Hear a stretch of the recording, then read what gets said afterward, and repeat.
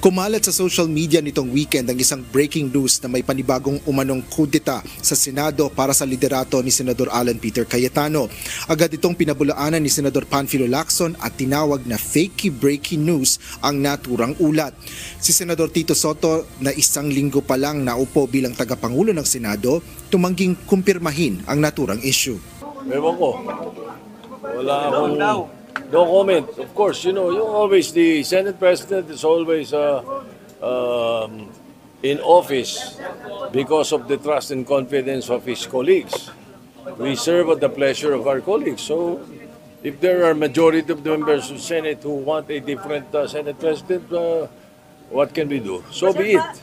Ayon pa kay Soto, sa kanyang palagay ay solid pa rin ang majority na binubuo ng 15 senador. Ilan ang website, ilan ang Facebook pages sa Pilipinas? 100 milyon. May isang website na nagsabing si Cayetano na SP, maniniwala silang lahat. Hindi dapat tayo takot sa sarili nating anino. Siya nag-bring up na Mayku. Siya din bumarel nung Mayku. Ang tawag doon, hulid up.